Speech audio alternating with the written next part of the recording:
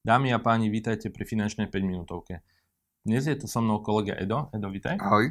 A pozrieme sa na to, čo má robiť klient, keď mu príde z banky list pri výročí fixácie. Edo, tak poďme na to. Mám hypotéku a banka mi pošla list, kde mi oznamuje, že úrok na mojej hypotéke bude mnohonásobne vyšší ako ten, ktorý som mal doteraz. Čo mám robiť ako klient? Samozrejme, jednou z možností je akceptovať ponuku banky a teraz splácať vysokú splátku. Druhou možnosťou je navštíviť ktorúkoľvek pobočku svojej banky a požiadať o zníženie úroku. Je to možné? To znamená, že ty mi hovoríš, že ja ako klient mám prísť do banky a povedať banke: Haló banka, chcem nižší úrok, a banka mi povie áno? V podstate je to až takto jednoduché, áno. V niektorých prípadoch banka samozrejme môže požadovať istý cross-sell, teda nakúpenie iných produktov od banky. Dá sa ale vyjednať celkom príjemný úrok aj bez ďalších produktov. Super. Čo so štátnym príspevkom na zvýšenú splátku hypotéky?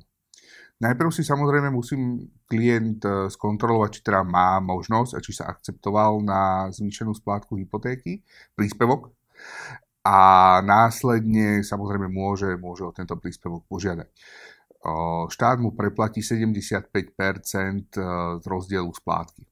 Super, čiže porovná sa pôvodná splátka, nová splátka, a pokiaľ sa klient kvalifikuje, že splní podmienky, tak štát mu práve z toho rozdielu bude vyplácať Presne na účet peniaze. Super.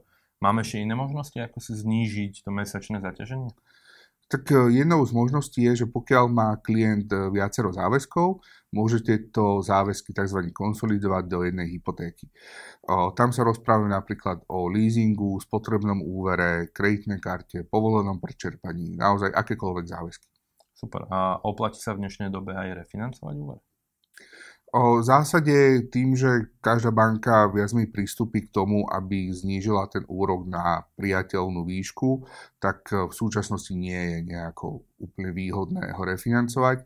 Hlavne aj kvôli tomu, že pri refinancovaní nám prichádza k ďalším nákladom. Napríklad ku katastru, prípadne nový znalecký posudok, poplatok za vyplatenie pôvodného a rôzne ďalšie. Tam si to treba naozaj veľmi dobre zrátať. Super.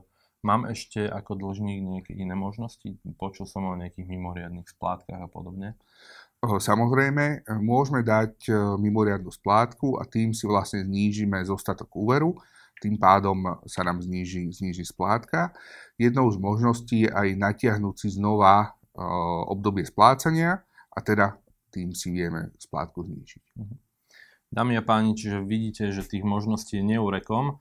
A buď môžeme, pokiaľ to môžem zrekapitulovať, buď môžeme akceptovať ponuku banky, buď si môžeme v tej banke, kde sme vyjednali lepšie podmienky, zvážiť alebo vyskúšať, či máme nárok na štátny príspevok na zvýšenú splátku hypotéky, prípadne urobiť mimoriadnu splátku alebo natiahnuť dobu splácania, alebo zabaliť možno aj iné úvery do jedného a konsolidovať. Nezabúdajte na to, že musí sa vám to oplatiť. Prajme vám pekný deň ešte.